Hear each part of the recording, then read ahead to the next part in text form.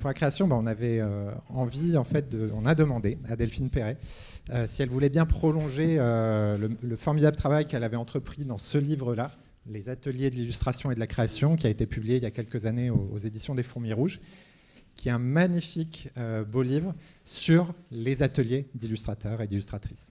Je vous donne quelques pages pour vous montrer l'idée, mais elle est allée interviewer chacune dans leurs ateliers, leur parler de leur pratique, de leur technique, mais aussi beaucoup de leur conception de l'image, de l'illustration, leur manière de l'aborder. Donc c'est vraiment pas du tout qu'un livre technique. C'est émaillé de très très belles photos d'Éric Garot et de dessins, de croquis saisis sur le vif, je pense, de Delphine Perret. Et donc pour parler de la réalité de ce métier d'illustrateur, d'illustratrice, on a proposé avec Delphine à Lorraine Capelli et à Martin Jarry de venir nous raconter tout ça, de confronter leur pratique, de nous parler des enjeux de ce métier en prolongement donc à ce très beau livre. Je vous passe la parole. Merci, ça marche. On est un peu stressés. On est un peu tous les trois stressés. C'est pas le cœur de notre métier quand même de venir parler devant une assemblée. Mais moi, je suis très contente que la galerie m'ait proposé de faire ça, parce que j'ai eu beaucoup de plaisir à faire ce livre dont Antoine parlait à l'instant là. Mais il s'agissait quand même, c'était pas en public. J'allais rencontrer des illustrateurs et des auteurs avec Eric, le photographe, et nous avions 2 bonnes heures de discussion devant nous. Donc autour d'un café et avec personne autour comme aujourd'hui, mais on va essayer quand même de garder cette magie avec un verre d'eau et une salle pleine. Et non, voilà, donc à la fois moi, évidemment, je suis un peu, je sais pas comment ça va se passer aujourd'hui, mais je suis très contente qu'on m'ait proposé ça. Et je suis aussi contente que mes acolytes aient accepté, parce que à la fois, faisant tous les 2 des livres, mais ils ont quand même des univers qui sont à la fois très plastiques, qui s'expriment aussi en dehors des livres. Et puis on est vraiment dans une distance aussi au réel que je trouve intéressante, même si les travaux sont très différents. Et je commence tout de suite. Alors on a une petite heure. Techniquement, il y aura sûrement un temps pour des questions, si vous le souhaitez. Et comme on a parlé de cette rencontre, notamment autour des techniques, ma première question, ça va être comment est-ce que, quelle est la place que prend la technique dans votre travail ? C'est-à-dire comment est-ce qu'on trouve cette technique ? Comment est-ce qu'on se dit c'est celle-là qui me convient ? Et comment on en fait son outil de prédilection ? L'histoire de la technique. Moi, quand je suis arrivé à Paris, donc il y a 43 ans, j'ai 2 techniques, j'en maîtrisais 2 à peu près bien, c'est-à-dire le crayon, crayon de papier, et puis le crayon de couleur. Et puis quand je suis arrivé à Paris, je me suis aperçu que c'était un peu court pour répondre à toutes les commandes, en particulier en publicité, parce que j'ai démarré par du dessin publicitaire. Voilà. Et donc, j'ai appris sur le tas, en fait,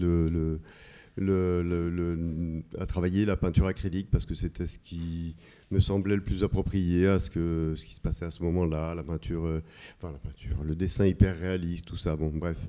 Donc j'ai commencé donc à utiliser la peinture acrylique, et puis j'y ai pris goût, voilà. Et maintenant, c'est vrai que quand j'ai vu, puisque tu nous avais un peu préparé à cette rencontre, ta question, je me suis dit, en fait, moi, ça fait un bout de temps que l'histoire de la technique, c'est un peu c'est résolu. Je me pose pas beaucoup de questions, en fait. En général, je fais des images ou des peintures à la peinture acrylique. Voilà.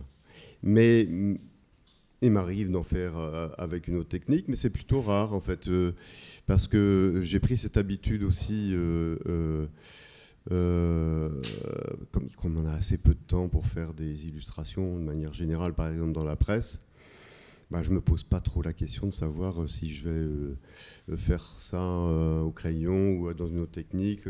La gravure, par exemple, je n'ai jamais abordé. Donc je me dis, je vais faire ça, comme d'habitude, à la peinture acrylique. Je ne sais pas si je réponds à ta question, mais... Pas complètement. Pas complètement. Je m'en Non, doute. non, mais je veux dire par là, tu aurais pu aussi faire de l'aquarelle, tu aurais pu faire plein d'autres choses en fait. Et cette technique-là, alors je me figure, moi, à ma place extérieure, qu'elle te plaît pour des raisons particulières. Peut-être pour le type d'exécution, pour le type de rendu, ou pour le temps qu'on passe. Ou... Alors, c'est vrai, mais d'ailleurs, quand j'ai commencé l'illustration, j'ai travaillé aussi pas. Alors, c'était pas de l'aquarelle, mais ça s'en rapproche. C'est les encres de couleur. Bref. Et ça me plaisait bien. Mais peut-être que c'est tout simplement. Alors, c'est peut-être un peu idiot comme c'est le fait que ce soit de la peinture. Je crois que j'avais envie que ce soit. Voilà, j'avais envie de faire de la peinture, d'être peintre, quoi. Et l'acrylique, c'est de la peinture dans des tubes. C'est peut-être aussi bête que ça. Une pâte comme ça, une pâte un peu épaisse qu'on étale sur la feuille. Je crois que ça me plaisait bien, en fait. Je crois que c'est quelque chose comme ça. Alors que l'aquarelle ou les encres, c'est quelque chose d'un peu léger, comme ça, d'un peu fluide. Enfin, je sais pas, tu vois, ça devait correspondre un peu moins à mon... Un rapport à la matière, tu veux dire ? Oui, c'est ça. À ce dont j'avais envie. Oui, c'est ça, de la peinture, quelque chose d'épais, voilà, qui peut-être aussi peut rester plus longtemps. Oui, c'est cet endroit-là. Voilà. Non, je pense qu'il y avait ça, j'avais ça en tête. Ouais. Tu parles d'être peintre aussi ?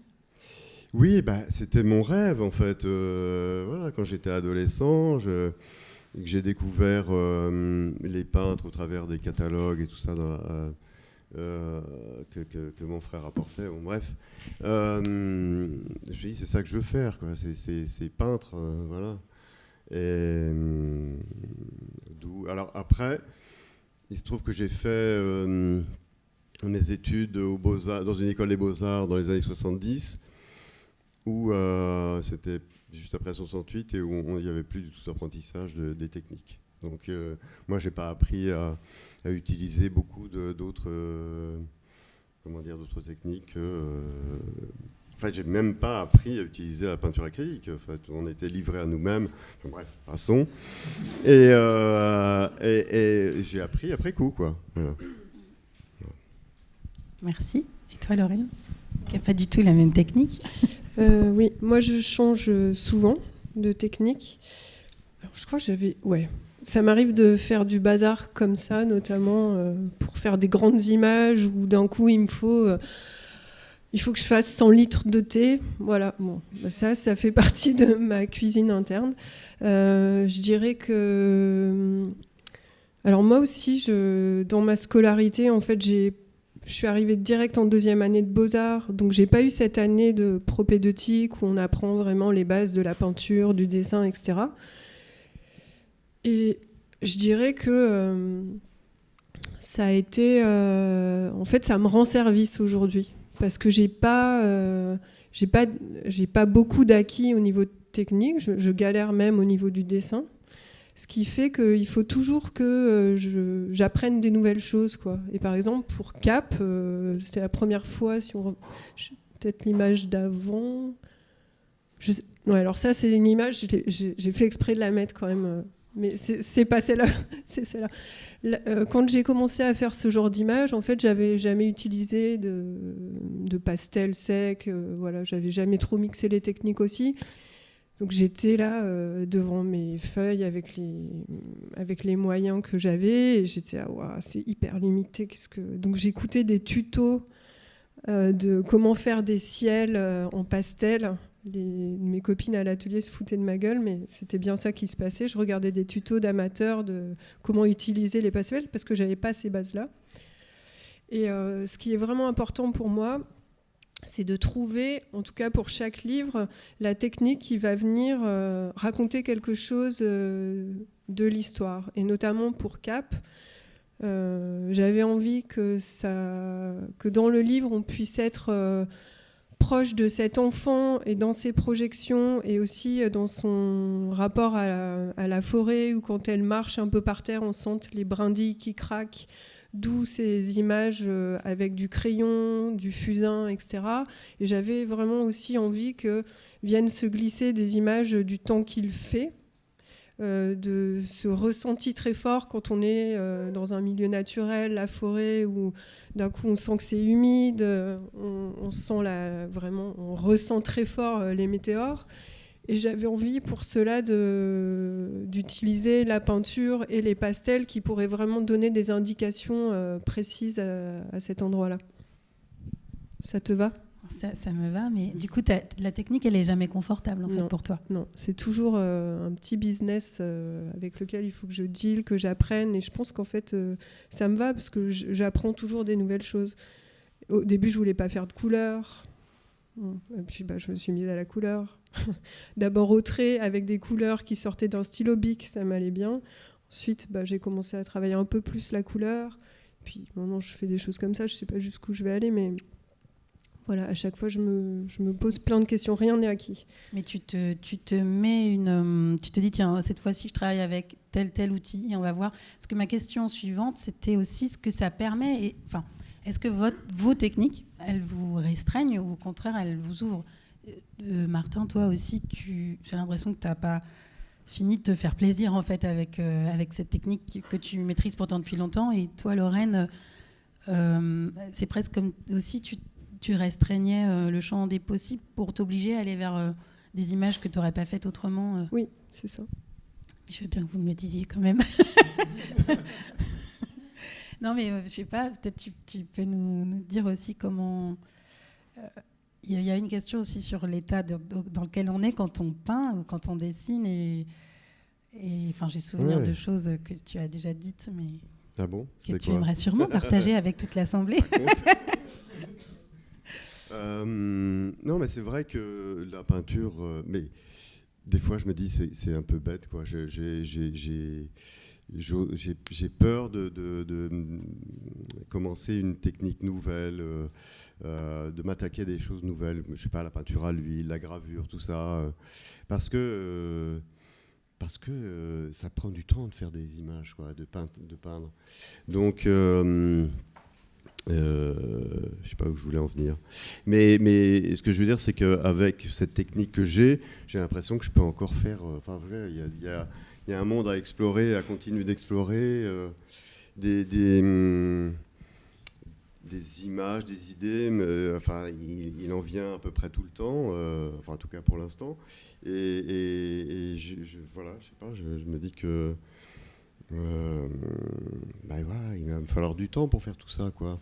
Donc, mais c'est un petit peu dommage, effectivement. Enfin, je trouve ça, moi, en tout cas, dommage quelquefois de ne pas explorer d'autres techniques. Mais bon, c'est comme ça. Je ne sais pas si je réponds vraiment à ta question. Et en regardant ton dernier livre, je me suis dit aussi, mais comment arrive l'étrangeté dans tes images ? Est-ce que c'est des choses que tu as déjà crayonnées ? Est-ce que tu te laisses embarquer ? Est-ce que... comment ça se passe, en fait ? C'est une bonne question. Non, c'est souvent le cas. Je crayonne d'abord. Et puis après, je passe à la réalisation parce que j'aime beaucoup la couleur, tout ça. Et j'ai envie de les traduire en couleur, enfin voilà, en peinture, quoi. Mais une fois que je me mets à réaliser ces peintures... je m'emmerde un peu, en fait. C'est un petit peu ça le problème. C'est-à-dire qu'il n'y a plus tellement de surprises. Il y a des moments agréables dans la réalisation, évidemment, mais comme souvent, je pars de choses que j'ai déjà crayonnées, j'ai noté les idées dans les petits carnets et tout ça, ben voilà, il n'y a plus tellement de surprises au moment de la réalisation. Et ça, c'est un petit peu... ouais, oui, vas-y, tu peux. C'est un petit peu... ouais, c'est un peu dommage. Je reconnais que des fois, je me dis, mais tu fais chier, en fait. Non, mais alors après... Les grands secrets des illustrateurs. À la fin, je suis content. Je trouve qu'il s'est quand même passé des choses. Entre-temps, par exemple, là, je ne sais pas si tu peux retrouver, mais une des dernières peintures que j'ai faites... je ne sais pas si c'est les dernières que je t'ai envoyées, c'est pas sûr. Non, c'est peut-être en tout début, en fait. Alors, vas-y. Oui, celle-là, tiens. Voilà. Alors, il y avait Tu au départ. copies Pardon ? tu copies, c'est ça la photo d'avant? Je copie quoi ? Ah, Watteau. J'ai un peu copié. Oui. Il y a du collage. J'ai un peu. Je sais pas bien copier, c'est ça que vous voulez dire ? Bah, c'était pas un rocher quoi au départ, mais bon. C'était pas un rocher. Mince. Ah zut. Laissons. Excuse-moi. Non mais voilà, au départ il y a un crayonné, alors je suis pas sûr que tu le retrouves, hein.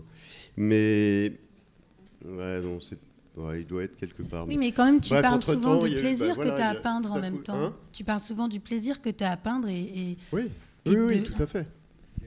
Voilà. Ouais, donc au départ, mais c'est un crayonné que j'ai fait il y a je sais pas combien d'années.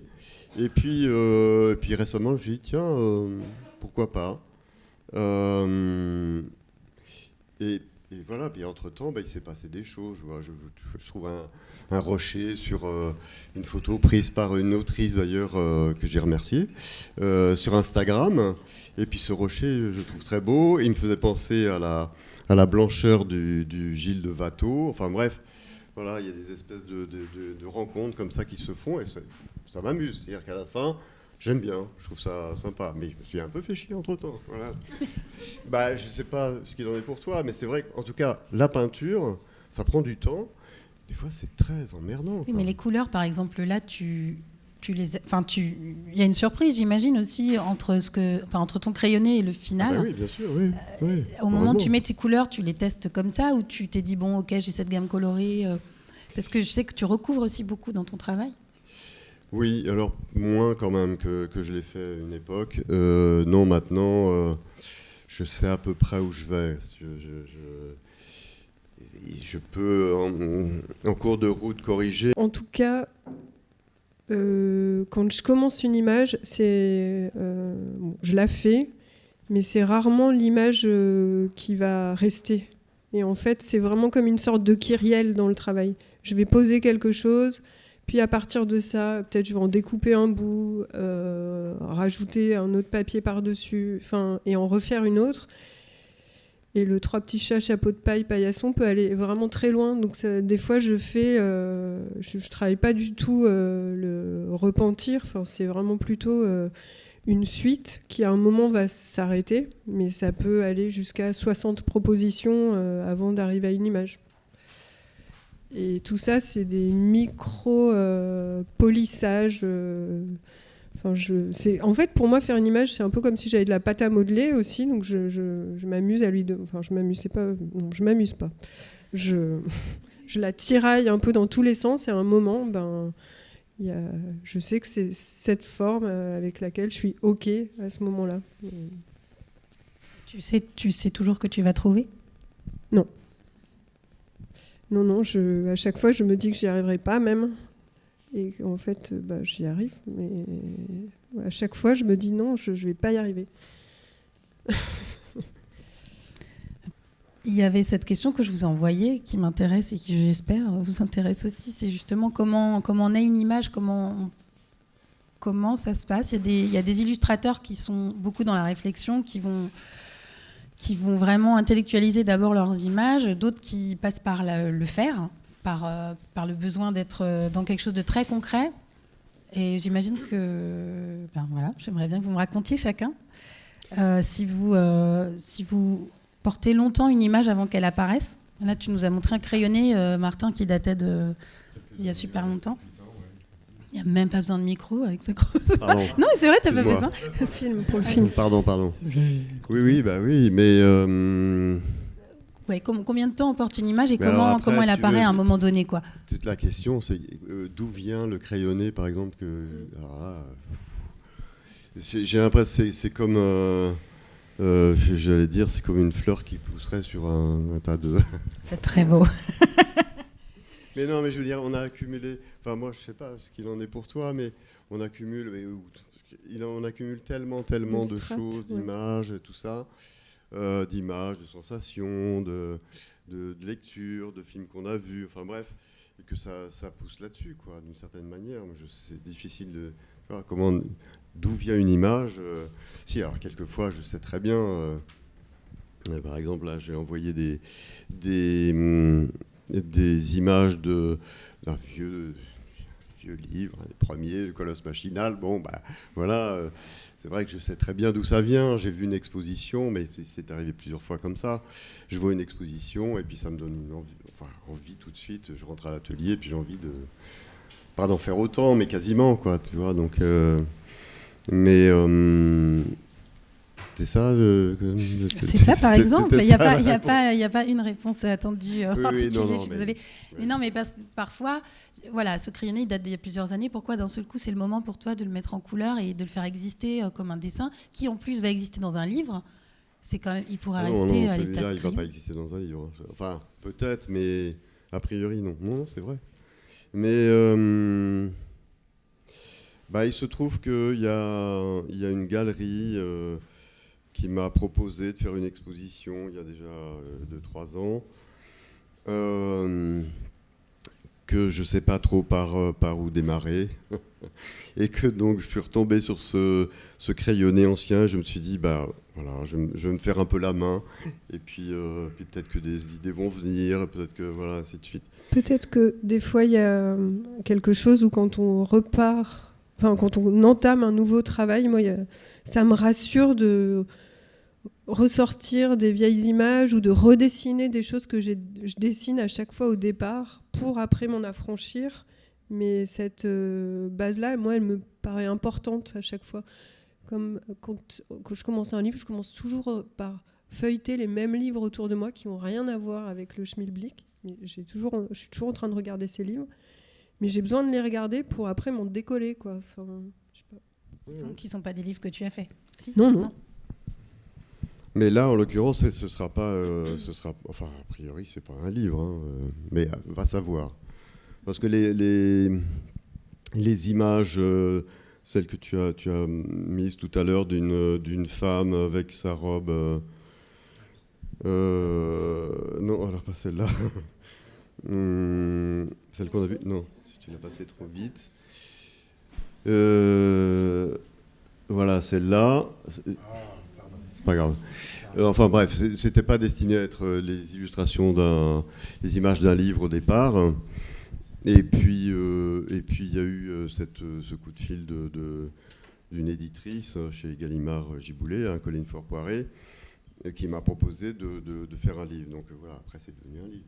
Est-ce que d'ailleurs, j'en perdrai 2 secondes, mais est-ce qu'on peut dire 2 mots de ton fonctionnement dans la création des livres? Est-ce que c'est pas souvent comme ça pour toi que ça marche? C'est-à-dire que tu fais des peintures et elles deviennent des livres. C'est un peu l'inverse de ce qui se passe souvent en illustration. C'est arrivé à plusieurs reprises, oui. Bien là, récemment, avec ce livre-là, d'ailleurs. C'est-à-dire qu'au départ, moi j'étais en train de faire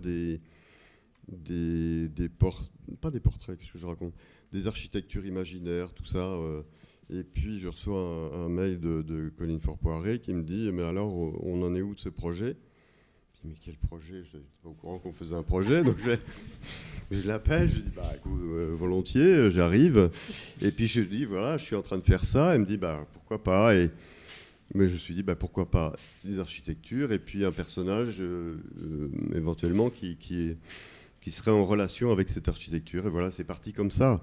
Mais je n'avais pas prévu d'en faire un livre au départ. Voilà. Mais du coup, alors pourquoi t'en fais un livre? Est-ce que c'est parce qu'on te le propose? Est-ce qu'il y a aussi des raisons qui peuvent être financières, enfin d'équilibre économique? Ou est-ce que ça t'intéresse quand même un petit peu malgré toi? Parce que quand même, t'en fais plusieurs des livres. Tu t'en défends un peu, mais... Oui. Non, mais... il y a quelque chose qui t'intéresse dans le livre, au final, quand même. Ah oui, moi je suis ravi que ce qui était au départ des peintures deviennent des images d'un livre. Moi, ça me fait très plaisir. Puis je sais pas, l'objet livre, tout ça, retrouver dans un livre des peintures, je sais pas, ça me fait plaisir. Moi, ça me rappelle les premiers catalogues ou livres que j'ai eu entre les mains quand j'étais enfant. Et j'avais pas encore vu les peintures en vrai, mais j'avais l'impression de visiter un peu un musée au travers d'un livre, et je trouvais ça super agréable. Et je continue à avoir ce plaisir-là quand j'ai un livre entre les mains, quoi. Tu vois, c'est ça. Mais par ailleurs, tes images, elles racontent beaucoup de choses. Elles ne sont pas juste des oui, instantanés. C'est un peu bavard, ça je reconnais, mais tu veux dire quoi? Je veux dire par là que sous sous un air de pas y toucher. Tes images, elles sont hyper narratives, elles sont quand même connectées au livre en fait. Oui, enfin, moi je pense qu'elles peuvent fonctionner sans être des... Oui, mais elles ont ça de commun en tout cas aussi. Oui. Tu pourrais avoir des portraits qui racontent que la personne. Enfin, il y a toujours, même cette étrangeté que tu ajoutes, fait que ça ouvre à des histoires pour le lecteur de l'image en fait. Bah oui, ça peut effectivement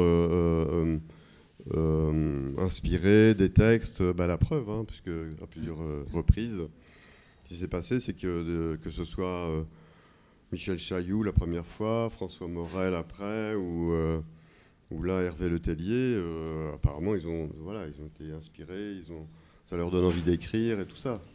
Donc oui, tu as raison, bien sûr. Mais je pense que ça peut fonctionner sans texte, enfin, il me semble. Oui. Mais il y a...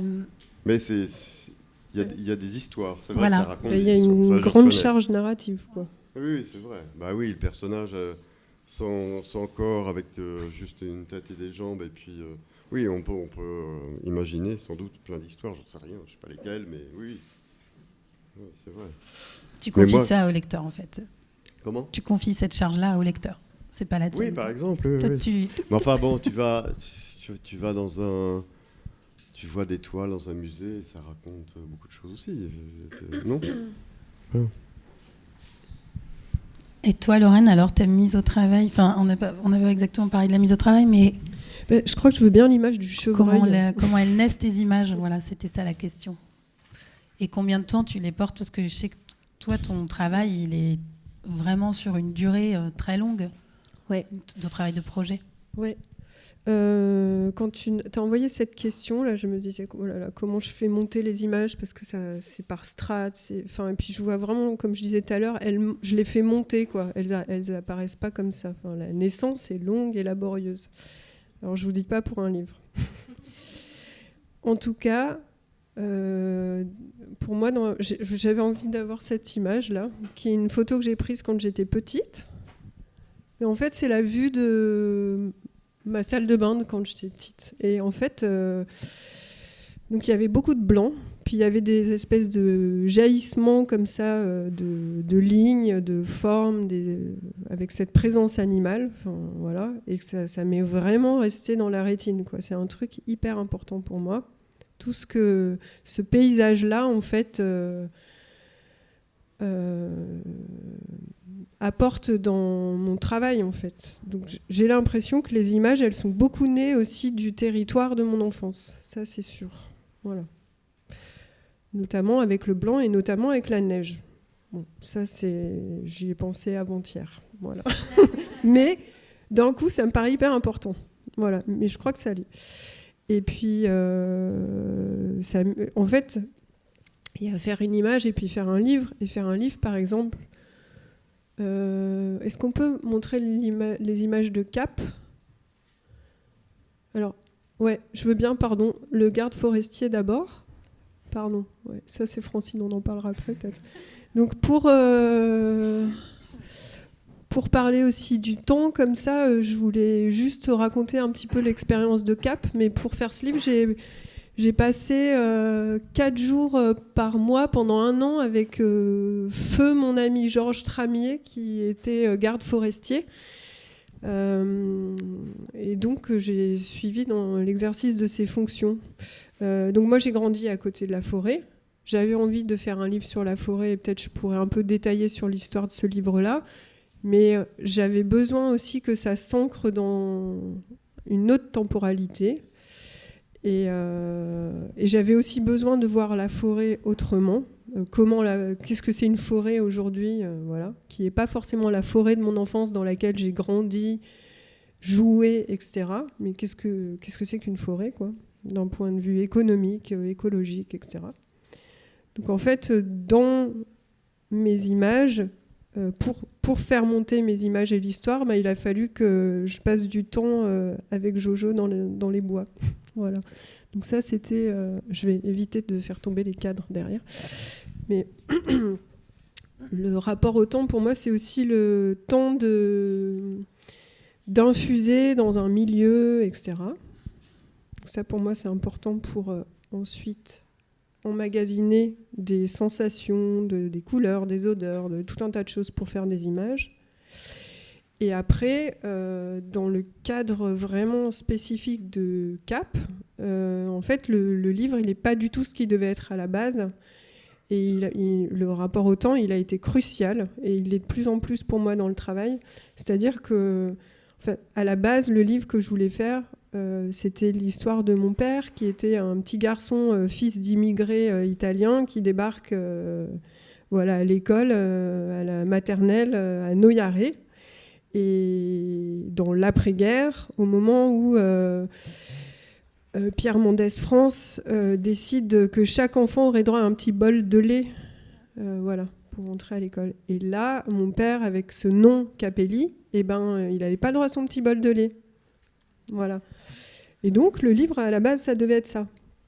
Et je l'ai écrit, je l'ai dessiné, l'histoire de ce petit garçon, mon père qui allait à l'école, qui se faisait malmener et qui a finalement fait cette chose de déposer son sac d'école et puis d'aller dans la forêt où il a passé tout son temps avec mon grand-père qui était bûcheron. Voilà. Et en fait, j'ai enlevé toute la partie historique, j'ai enlevé toute la partie de l'école et je me suis concentrée sur la forêt. En faisant ce stage-là où je n'ai été confrontée qu'à des hommes, le personnage de petit garçon est devenu une petite fille qui fait pipi, qui marque son territoire aussi en tant que fille et qui termine torse nu, âge où on est libre encore de se mettre torse nu. Et du coup, en fait, tout ça, mais j'aurais été incapable de le faire en 6 mois, ça c'est sûr. Donc tout ça, il fallait que ça se construise vraiment couche par couche dans ma tête, que je vive un certain nombre de choses, que je les traverse vraiment pour arriver à cette forme-là. Mais j'ai fait 3 livres pour en faire. Voilà. Et par rapport à ta technique et au lâcher-prise qu'il y a dans tes images, sauf si tu n'as pas envie d'en parler. Si, je vais en parler. Je pense qu'en fait, j'ai commencé beaucoup par du lâcher-prise dans mes images, en fait. Que j'ai beaucoup barbouillé, grabouillé. Enfin, il y avait un truc du geste qui était là très fort. Et que plus j'ai avancé dans le livre, plus il y avait l'envie d'être précise dans ce qu'il fallait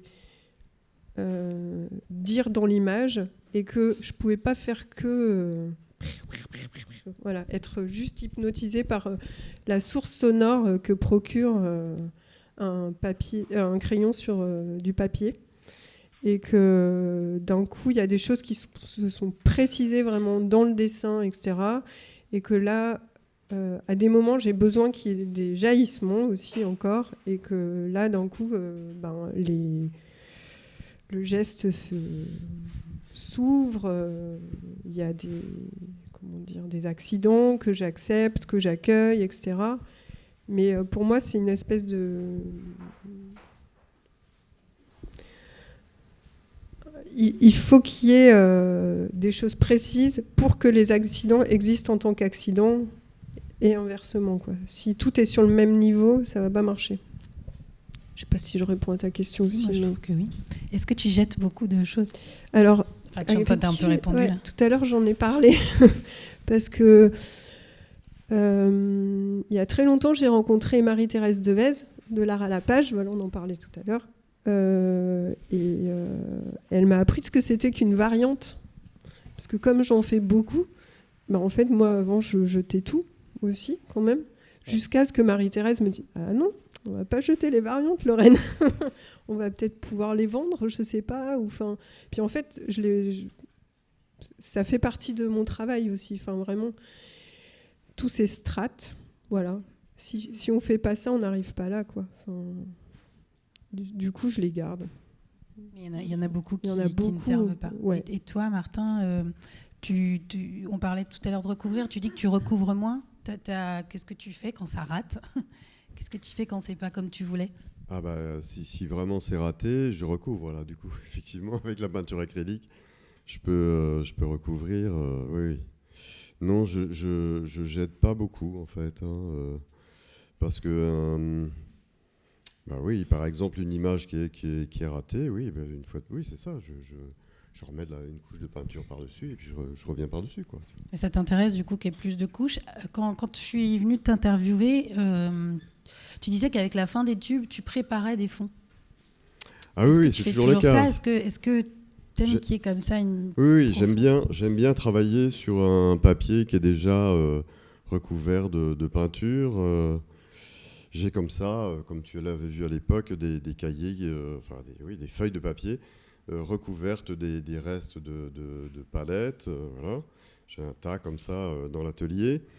Et quand je vais commencer une peinture, je procède toujours à peu près de la même manière, c'est-à-dire que je tends ma feuille sur une planche de bois de la taille que je souhaite, et je vais encore remettre quelques couleurs. Je pensais à ça récemment, je me disais c'est un peu comme la pâtisserie, enfin je sais pas, il y a un côté cuisine comme ça, comme si je voulais nourrir encore le papier un petit peu, là, une petite couche encore, avant de le mettre au four, quoi. Voilà. C'est un peu bizarre, ça sert à rien. Enfin, ça me sert, voilà. Mais pas du tout parce que de toute façon, elles vont être recouvertes. Hein, il n'y a pas les aspérités qui passent comme là? Ouais, même mais pas. C'est vraiment pour toi. c'est des pétouilles de rien, quoi. Je suis pas sûr que le fait que je rajoute de la couleur par-dessus déjà... Peut-être que c'est ne pas partir de la page blanche, mais... Oui, mais elle est déjà pas blanche, si tu veux. Donc elle est encore pas du tout comme de ça. moins en moins blanche. Ouais. Mais je sais pas, j'aime bien ce côté préparatoire, comme ça. Enfin, c'est comme un échauffement. Oui, c'est ça. En fait. Oui, puis c'est assez... Enfin, cela dit, je pourrais m'arrêter là, en fait. Bah oui. Ce serait plus cool, au lieu de m'embêter à faire à représenter des trucs complètement ridicules. Je pourrais faire de la... Oui. Non, mais des fois, marathon, quoi, en fait. Non, mais voilà, une toile ou une peinture abstraite, monochrome, c'est pas mal aussi. Pourquoi s'emmerder à faire des... Aujourd'hui, c'est changement de carrière. L'image aussi des colosses, c'est ça, comme ça que tu les appelles? Oui, les colosses. Parce qu'avec Lorraine, on voit que tout ce qui est produit ne va pas dans les livres. Les livres, c'est ce qu'on nous donne à voir, c'est ce qu'on donne à voir, ce que le lecteur a à voir. Et il y a tout un tas d'autres choses qui se passent dans l'atelier, même pour toi, qui ne sert pas pour les livres directement, qui ne sert pas pour ce qu'on donne à voir. Oui, tu as appelé ça des récrés. Enfin, ouais, est-ce que c'est des récréations? Est-ce que ça vient nourrir le travail? Est-ce que ça permet de ne pas exploser parce qu'on fait toujours la même chose? Qu'est-ce que tu peux en dire de ces... là, aussi par exemple, ce que tu faisais en bois, en cagette, là? Oui, mais là, par exemple, est-ce que tu peux remonter? Voilà, ça. Non, le truc là, voilà. Par exemple, l'année dernière, j'ai fait... Qu'est-ce qu'il y a? Je commentais. Je fais des dessins pour une boîte portugaise qui fait des spécialisée dans la céramique, qui fait des assiettes, enfin, entre autres, de la vaisselle. Et donc ils m'ont demandé pour c'est les 200 ans, la galerie Robillard n'en est pas là, les 200 ans de l'entreprise. Faire les lettres de l'alphabet. Bon, bref. Donc j'ai fait ça, et ça m'a pris quand même du temps. Et des fois, j'en avais un peu ras-le-bol. Donc je me suis... Voilà, la récré, c'était sur un vieux livre de contes du 19e siècle. C'était de faire, au pinceau, comme ça, c'est une récréation un peu... studieuse, mais bon, moi ça me détendait. Voilà. Moi ça m'amusait de faire ça pour changer de la peinture acrylique avec les... Voilà. Oui, mais sinon c'est vrai qu'il y a des... Alors moi c'est ce que j'appelle ma petite fabrique anatomique, mais j'aime bien aussi utiliser le bois de cagette. Bon, je sais pas, ça fait des années que je fais ça, une trentaine d'années, je dirais. Je sais pas, à partir du moment où j'ai commencé à peindre des fruits et des légumes, de fil en aiguille, j'ai vu ces cagettes de fruits et légumes et je me suis dit, mais c'est dommage de les jeter. Et voilà, donc de temps en temps, j'en récupère et puis je les recycle. Voilà. J'arrive pas à voir la taille que ça peut faire. Ça fait 1m20 de haut à peu près. Voilà. C'est pas frustrant pour toi qu'ils n'existent pas ailleurs que dans ton atelier? Enfin, peut-être qu'ils existent. Est-ce qu'ils ont été exposés ? Ah oui, ils sont exposés de temps en temps. Oui, ils sont exposés de temps en temps. Peu vendus. Mais ça arrive aussi. J'en ai fait par exemple un avec du papier craft, matériau aussi que j'aime bien utiliser, et des clous. Et celui-là a été vendu. Tu vois, ça, voilà. Un personnage comme ça, tout noir, avec des clous. Est-ce que c'est différent pour toi de fabriquer des choses en bois que de peindre, ou est-ce que c'est le même plaisir ? Qu'est-ce que ça t'apporte ? Non, ça c'est plus, je trouve ça plus marrant quand même. Ça j'aime bien, même si c'est long. Ouais, je m'amuse plus, quoi. Voilà, très franchement, je m'amuse plus à faire ça. Oui, mais c'est vrai. Et c'est pour ça que j'en fais de temps en temps, quoi, parce que ça change. L'attitude physique est pas la même. Voilà, c'est assez rigolo, quoi. Mais il faut que tu aies le temps de le faire, enfin, parce qu'il y a une réalité aussi économique dans nos métiers. Oui. Tant que tu ne fais pas d'image qui va servir. Enfin, c'est tout. Moi, je trouve que c'est toute la difficulté, c'est qu'il faut nourrir son travail en faisant de la recherche. Mais cette recherche-là, c'est du temps où on ne travaille pas efficacement, enfin, d'un point de vue productiviste, quoi.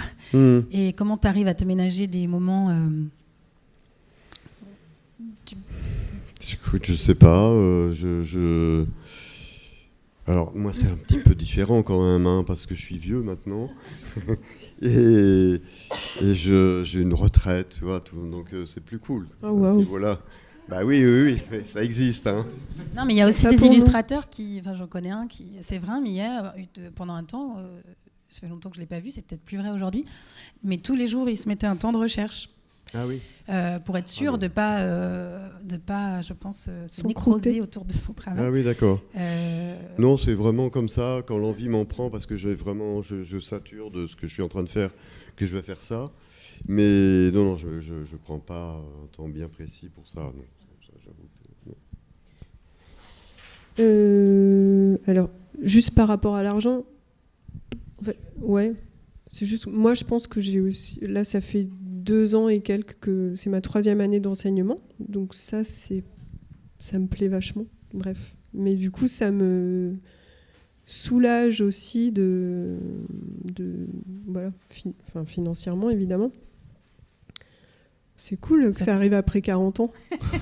Ça te permet le temps long dont tu as besoin pour tes livres. Ouais, en fait, j'ai toujours pris le temps long pour les livres, mais en fait, j'ai aussi été énormément accompagnée par, je sais pas, la région Rhône-Alpes, le CNL, tout ça, et l'avenir de tout ça, on le connaît. Et puis après, c'était aussi aller dans plein de salons du livre. Et ça aussi, en fait, c'est ce qui fait beaucoup gagner sa vie, mais ça nous éloigne aussi Et puis, c'est pas notre travail principal, normalement, d'aller dans les classes. Donc, en fait, c'est ce qui nous fait gagner notre vie, mais c'est pas notre métier. Bon. Voilà ce que j'avais à dire un peu là-dessus.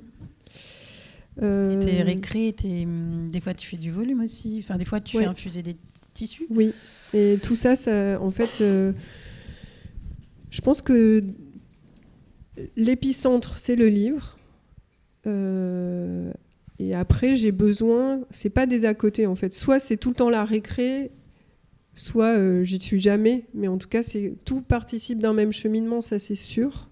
Et tout se nourrit, quoi. Enfin, donc ça, pour moi, c'est important aussi que la recherche, elle soit pas que dans de l'image pure 2D. Qu'est-ce que vous montrez ? Ah oui. Oui. Ça, c'est une extension de CAP pour des ateliers où je fais une installation dans lequel j'invite des enfants à venir saisir tous ces matériaux, et c'est vraiment l'art du débordement. Après, ils se mettent à faire des dessins éphémères comme on le voit en dessous. Et voilà, bref. Mais bon... Attends, je retombe sur mes pattes. C'était une extension. Oui, pas des oui. récrés. En fait, je fais pas que des livres aussi. Je travaille avec des chorégraphes. Je travaille notamment avec une chorégraphe qui s'appelle Catherine Contour, qui, elle, utilise l'hypnose dans ses performances. Donc, en fait, on est un groupe de chercheurs autour de art et hypnose. Et moi, je vis la transe par le tracé. Donc, je participe à des performances. Voilà. Ouais. Donc des fois, ça m'arrive de dessiner à l'échelle d'un plateau de théâtre. Sur ce plateau de théâtre, j'ai dessiné aussi avec de l'eau sur le sol noir qui révélait en fait une qualité de noir différente de quand le sol est sec, puis tout s'évaporait. Enfin voilà. Et ça, évidemment, que ça vient infuser dans mon travail d'image, quoi. Enfin, vraiment, tout communique, quoi. Et j'aime beaucoup sentir que ce qui vient du livre peut être prendre plus d'espace, et que les choses qui prennent plus d'espace aussi puissent être resserrées dans le livre, quoi. Enfin, c'est d'un coup, hop, on resserre, on réunit les choses, et puis voilà. Enfin, des fois, on fait des performances dehors, en Chartreuse, par exemple. Là, je suis là, à la tombée de la nuit. Et vraiment, peut-être le seul outil technique que j'ai acquis dans le travail, c'est l'outil hypnotique. Voilà, c'est des bases techniques qui me permettent de me mettre en ce qu'on appelle ça l'auto-hypnose, avec donc une intention, on se fixe une intention, et puis après, on part, quoi. Et moi, je suis capable, du coup, maintenant de moduler ma transe et de ressurgir, et en fait, de vivre cette transe par le tracé. Et ça amène aussi... ça me fait prendre d'autres chemins dans mon travail du tracé. Parce qu'en fait, ma peur, c'est de m'encrouter dans le travail, quoi. Ça, c'est sûr. Donc je fais tout pour me mettre plein de pièges pour pas refaire les choses, quoi. Pour rester en vigilance. Donc l'hypnose, c'est cool pour ça. Mais c'est marrant parce que quand tu l'utilises pas toi du tout pour créer tes images, mais par contre, quand tu parlais de ton travail, quand on s'est rencontrés pour les ateliers, il y a une forme de transe à être dans la peinture, dans le moment. Enfin, tu oublies le temps, tu oublies... Pour toi, une fois que tu es dans ton atelier, le monde extérieur n'existe plus. Il y a quand même ça de commun aussi dans le travail du dessin, et je pense plutôt dans l'exécution, pour le coup, où on s'oublie complètement. Et... Moi, je pense que c'est... J'y vais. C'est une espèce de grande acuité. Quand tu as posé ces questions avant-hier, je me disais... Je sortais d'atelier dans une PMI avec des petits... Et en fait, quand on est avec les petits, on est dans un super présent. Et en fait, il faut avoir aussi une sorte de capacité d'adaptation et pour être vraiment ensemble et dans l'instant, quoi. Et en fait, j'ai l'impression que quand je dessine, c'est un peu pareil. Il faut que je sois vraiment là, mais avec une capacité avec des marges qui sont un peu floues, où on peut improviser d'un coup, mais ça se calcule pas. En fait, c'est juste, il faut, pour moi, pour rentrer dans ces états de transe, il faut avoir le cadre ou l'atelier ou la table et l'espace-temps nécessaire pour plonger, quoi. Est-ce que vous aimez votre travail ? Est-ce que vous passez des bons moments ? Quand même, j'adore le quand même.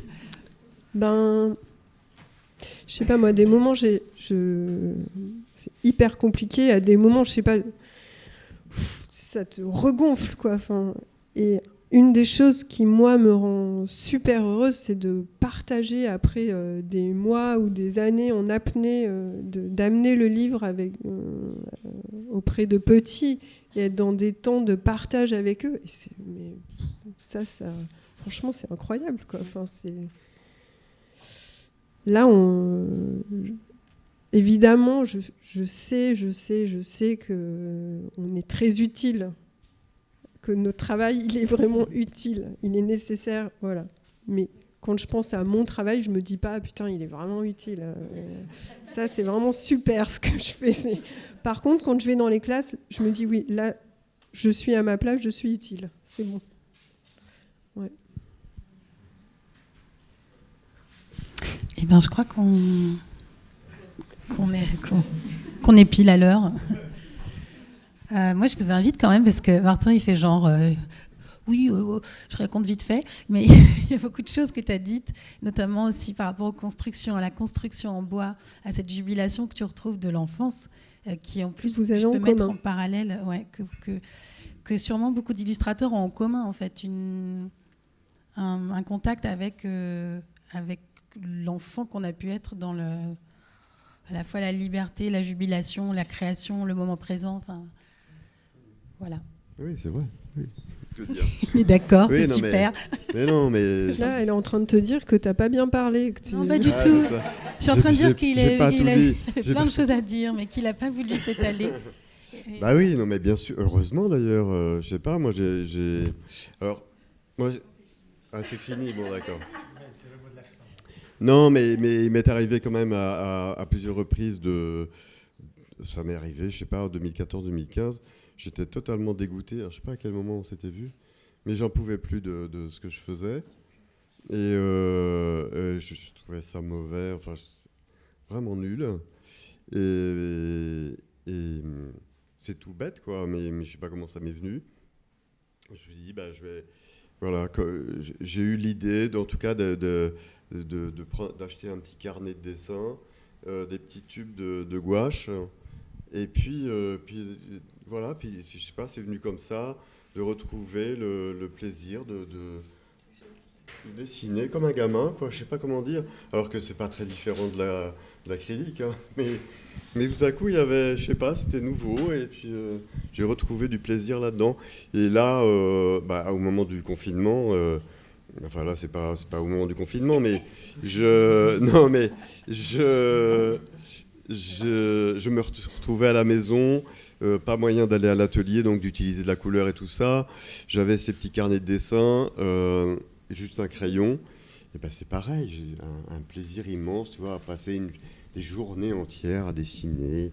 Voilà, c'était merveilleux. Mais c'est ce qu'imaginent les gens, je pense, que de notre métier. Mais en fait, c'est pas du tout comme ça que ça se passe. Bah, quand même aussi. Aussi, mais c'est vrai qu'il y a un enjeu quand c'est pour un livre ou pour un but précis. Et que là, je pense que le plaisir du dessin originel, il est parce qu'il n'y a pas d'enjeu aussi. Ah ben là, oui, là, je sais pas, oui, c'est pas du tout pour un livre ou quoi que ce soit. C'est vraiment le plaisir. Ça, oui. Le plaisir de faire, en fait. Ouais. Mais ouais. En fait, quand... Le mot de la fin. Ouais. Ouais, je sais pas parce que ça peut être long. Bon, peut-être je m'arrête là. Je sais pas de quoi on dit. Okay. Vas-y, Laurent. Non, mais parce que quand même, je sais pas toi comment tu fais les livres, mais moi j'ai un truc à un moment qui me gratte et il faut que j'y aille et voilà. Mais je sais pas où je vais en fait quand je fais un livre. Donc il y a une excitation et un plaisir aussi. Et après, bon bah il y a le sens qui va arriver et là, bam, on se prend un peu des murs et voilà. Mais et c'est ça qui est hyper intéressant aussi. Mais il y a quand même une jouissance à mâcher, malaxer, se perdre. Trouver des solutions, enfin, c'est un truc de débrouille aussi, je trouve, la contrainte du livre. Et Cap, pour moi, c'est vraiment un livre méta, quoi, où la petite fille, quand elle est devant la forêt, en fait, elle va rentrer dans la forêt. Et je me sens comme ça quand je vais faire un livre, un truc hyper impressionnant, genre, je vais être toute petite là. Puis après, en fait, on prend ses repères, on se perd, on trouve un chemin, on bricole un machin. On jette un œil là-dessus, puis en fait, on avance, puis on a fait du chemin, en fait, et ça prend forme, en fait. Mais aussi, les moments où on revient sur ses pas, les moments où on est voilà, désespéré. exactement. Et, ouais. On pleure, on se fait mal, puis après, on se ressaisit. Puis on sort de la forêt. C'est un magnifique mot de la fin. Merci, Lorraine.